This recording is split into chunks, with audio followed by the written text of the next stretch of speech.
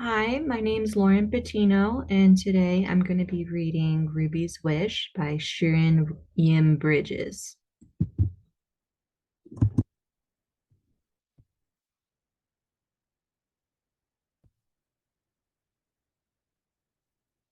If you walk down a certain road in a certain city in China, past the pet market with its yellow and green rice birds hopping in their bamboo cages, and the goldfish and the terrapins in their porcelain bowls, you will come to a block of houses. 5 houses wide and 7 houses deep, many families live here now, and the buildings are brown with age and dirt. But if you look closely, you will see that once upon a time this was all one house, the magnificent home of one family. The house was built by an old man who returned from the Gold Mountain. That was what the Chinese called California. When many men left to join the gold rush there, and few came back again. But as I said, this man did come back, and he came back very rich. And he did what rich men did in old China. He married many wives. His wives had many sons, and these sons also had many wives. So at one point, the house was filled with the shrieks and laughter of over 100 children. Amongst these children was a little girl that everyone called Ruby because she loved the color red. In China, red is the color of celebration. On New Year's Day, children receive red envelopes full of good luck money. Brides wear red on their wedding days, but Ruby insisted on wearing red every day. Even when her mother made her wear somber clothes like all her other cousins, Ruby would tie up her jet black hair with red ribbons. Because he had so many grandchildren, Ruby's grandfather hired a teacher to come to the house. Any grandchild who wanted to learn could join these classes. This was unusual in China in those days when most girls were never taught to read or write. Whenever the weather was fine, classes were held in the garden. The windows of Ruby's grandfather's office opened onto that garden, and often he would rise from his desk to gaze out the windows at his grandchildren. One day, Ruby's grandfather looked down from his window to see the high white wall of the garden plastered with calligraphy. His grandchildren had been practicing their handwriting. Ruby's grandfather laughed to see that many had smudged ink on their hands and faces. He then noticed a sheet that was more beautiful than the rest. Which of his grandchildren had produced such wonderful calligraphy? Down in the garden, the teacher was praising Ruby. Her ears were turning as bright red as her jacket. But if Ruby was doing as well as her boy cousins in her studies, she had to work much harder. When the boys had finished their studies for the day, they were free to play. But the girls had to learn about cooking and keeping house. In fact, as far as their mothers were concerned, these were the only things girls had to learn. One by one, the girls stopped going to the classes, except for Ruby. She would catch up on her embroidery at night. Many nights her candle flickered long after everyone else had gone to bed.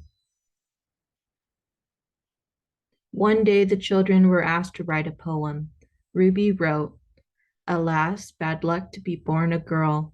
Worse luck to be born into this house where only boys are cared for." Ruby's teacher was very impressed by the poem. He showed it to Ruby's grandfather, and Ruby's grandfather was also impressed, but he was worried about what the poem said. He summoned Ruby to his office. Ruby found her grandfather sitting at his chair, her poem spread open onto his desk. "Did you write this poem?" asked Ruby's grandfather. "Yes, I did, grandfather," answered Ruby. "Do you really think that in this house we only care for boys?" "Oh, no, grandfather," said Ruby, very sorry that she had upset him. "You take good care of all of us, and for that we are all grateful." "Little Ruby," her grandfather said gently, "I would really like to know why you wrote this poem. How are the boys better looked after?" "Well," Ruby said, trying to think of a small, unimportant thing.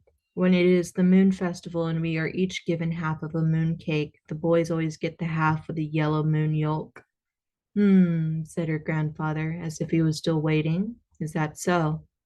Yes, continued Ruby. And when it is the Lantern Festival, the girls are given simple paper lanterns, but the boys are given lanterns in shapes of goldfish, cockerels, and dragons. Ruby's grandfather chuckled. He never thought about it before. He could imagine how much Ruby would have liked a red lantern. But most importantly, said Ruby, staring hard at her red shoes, the boys will get to go to university and the girls will be married. Don't you want to be married? Asked her grandfather. You know, you are very lucky. A daughter of this house can marry any man. I know, grandfather, said Ruby, but I'd much rather go to university. Ruby's grandfather touched her hair. Thank you for talking to me, Ruby, he said. Go on with your lessons and make the most out of them while you can. So Ruby went on with her lessons. Some of the boys grew up and went away to university. Some stayed in the house and started families of their own, but when they all grew up, the girls were married and sent away and sent to live in their husbands' homes. Ruby knew it would soon be her turn. In the ponds, Ruby could see the orange and white carp gulping for breath under a thin layer of ice. It would soon be Chinese New Year. Ruby felt it would be her last one at home. On New Year's Day, Ruby put on red velvet shoes and tied ribbons in her hair. She then went to wish everyone a happy new year. She started with her married cousins and then worked her way up through parents, aunts, and uncles. Each one gave her a red packet full of lucky money. Finally, she bowed before her grandfather. Good luck and prosperity, grandfather, she said. Good luck, little Ruby, replied her grandfather. He handed her a very fat red packet. Ruby could feel the eyes of all her family on her as she opened the lucky red envelope. Can you guess what was in it? It wasn't money, it was something much better than that.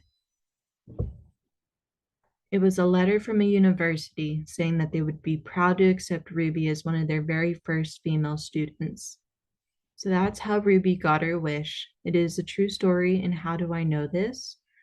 Well, Ruby is my grandmother, and every day she still wears a little bit of red. That was Ruby's wish.